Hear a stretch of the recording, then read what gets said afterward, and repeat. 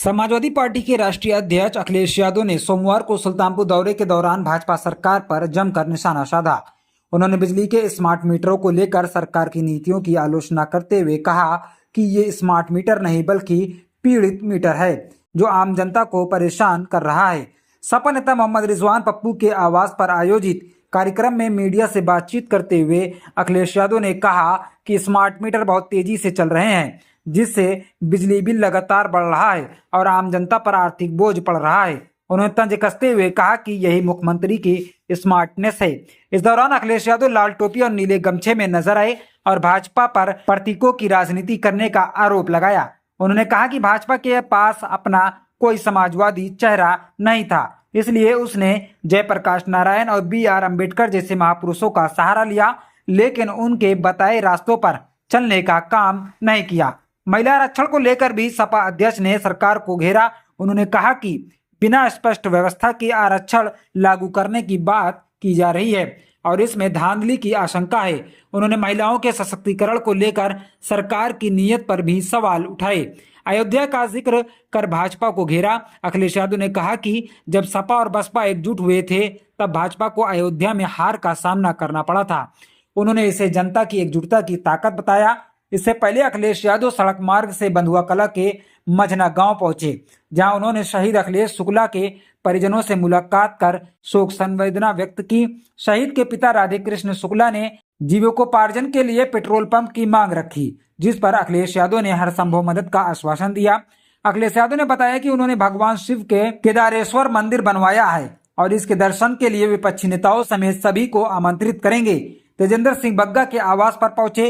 विवाह समारोह से निकलने के बाद अखिलेश यादव का काफिला पंजाबी कॉलोनी स्थित सपा प्रदेश महासचिव तेजेंद्र सिंह बग्गा के आवास पहुंचा। हाल ही में उनके माता के निधन पर उन्होंने शोक संवेदना व्यक्त की और आत्मा की शांति के लिए प्रार्थना की। इस दौरान उन्होंने सिख समाज को समाजवादी पार्टी से जुड़ने का आह्वान भी किया। कार्यक्रम में सपा जिला अध्यक्ष रघुवीर यादव, नसीमुद्दीन सिद्दीकी, टिसौली विधायक ताहिर खान, पूर्व विधायक संतोष पांडे, अनूप संडा, भगेलू राम, अरुण वर्मा और महासचिव सलाउद्दीन सहित कई नेता मौजूद रहे। शामिल होने आया हूं और इनके कार्यक्रम में शामिल होने से बहुत सारे अपने सुल्तानपुर के सभी वरिष्ठ बुजुर्ग, संगठन के लोग, पदाधिकारी और आम जनता से और अपने पत्रकार साथियों से मिलने का मौका मिला है। मैं दोनों बेटा बेटी को बहुत शुभकामनाएं देना चाहता हूं और मैं धन्यवाद देता हूं संजय सिंह जी का।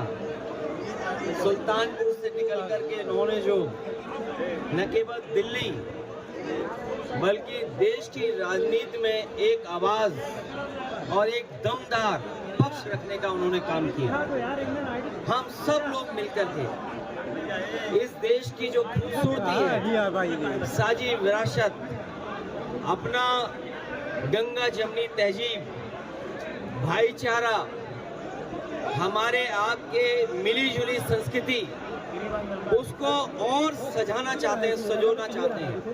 हम लोग वही सी संस्कृति को जितना हम लोग आपस में प्रेम, भाईचारा, खुशहाली लाने का काम करेंगे, उतना ही हमारा लोकतंत्र मजबूत होगा। हम लोग लोकतंत्र को मजबूत करने के लिए और लोकतंत्र में एक तंत्र की कोई जगह नहीं है। लोकतंत्र में बाबा साहब भीमराव अम्बेडकर जी का संविधान, उसके तहत देश चले, मन विधान से नहीं चले। लोग वन वे हैं, बस बोलते हैं, आप सुनते जाइए। वन वे की कोई जगह नहीं होती है डेमोक्रेसी में। डेमोक्रेसी में संवाद है, हम एक दूसरे से बातचीत करते हैं, तब रास्ता हल होता है। हाल ही में भारतीय जनता पार्टी उद्योगपतियों के साथ खड़ी दिखाई दे रही है। उन्होंने उद्योगपतियों का ATM नोएडा में लगवा दिया और उसका परिणाम ये हुआ कि मजदूरों की अनदेखी हुई। अगर मजदूरों के हक, अधिकार और उनके सम्मान का अगर पड़ोसी राज्य में ज्यादा उनको लाभ मिल रहा होगा, ज्यादा सहूलियत होगी, तो स्वाभाविक है कि मजदूर सड़क पे आएगा। और उसी का परिणाम यह है कि भारतीय जनता पार्टी के गलत फैसले, गलत नीति और कुछ लोगों को, कुछ उद्योगपति, कुछ कारोबारियों को इतना बड़ा बना दें, उसका परिणाम आज आपको देखने को मिला। अब मुख्यमंत्री जी मुजफ्फरनगर गए थे, कम से कम मेरठ के व्यापारियों को बुला लेते, उनका दुख दर्द सुन लेते, उनकी तकलीफ परेशानी सुन लेते, किस तरह उजाड़ा जा रहा है वही जान लेते।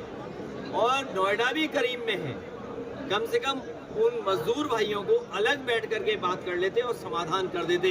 वैसे भी मुख्यमंत्री जी नोएडा जाने से घबराते नहीं हैं, लेकिन इस बार लग रहा है कि नोएडा जाने की हिम्मत नहीं जुटा पाए होंगे, जबकि 80-90 किलोमीटर दूर रहे होंगे। और हम सब लोग महिला आरक्षण चाहते हैं, महिलाओं को सशक्तिकरण, उनके अधिकार मिले। जिन्होंने महिलाओं के मतदान का इतिहास पढ़ा होगा वो जानते होंगे कि उन्हें कितना संघर्ष करना पड़ा, उसके बाद उन्हें अधिकार मिला केवल वोट डालने का। और आज हम सब लोग पक्ष में, लेकिन सवाल ये है कि जल्दीबाजी क्यों? ये जल्दीबाजी किस लिए? अगर आप महिलाओं का सम्मान हक देना चाहते हैं, सशक्तिकरण करना चाहते हैं, तो सुरक्षा और सशक्तिकरण के लिए क्या काम किया आपने? कम से कम वो रोड मैप तो दें। और फिर बाबा साहब भीमराव अम्बेडकर जी का संविधान के फिर एक बार ये लोग नजरअंदाज कर रहे हैं। जो बात हम लोग कहते थे कि संविधान से नहीं चलना चाहते हैं, उसी तरह देखने को मिला कि संविधान से नहीं चल रहे हैं। हम सब लोग, हम सब लोग महिला आरक्षण के पक्ष में, लेकिन हम लोगों के सुझाव माने जाएं। और जब तक सेंसस नहीं होगा तो आप कॉन्स्टिट्यूएंसीज कैसे बनाओगे? उनका क्षेत्र कौन होगा?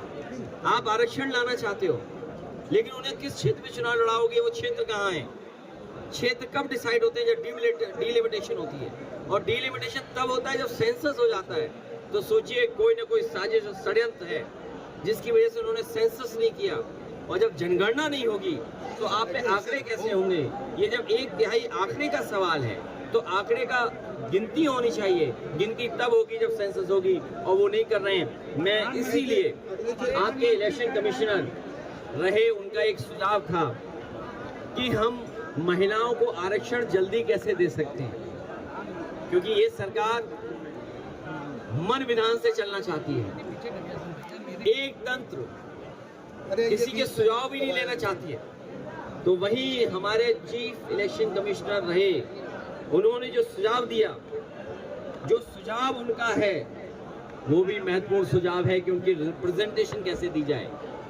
अगर पॉलिटिकल पार्टीज को उनके वोटों की संख्या के हिसाब से भी अगर देना चाहे तो दे सकते हैं, लेकिन ये देना नहीं चाहते हैं। मौर्य जी कह रहे हैं कि 2047 तक के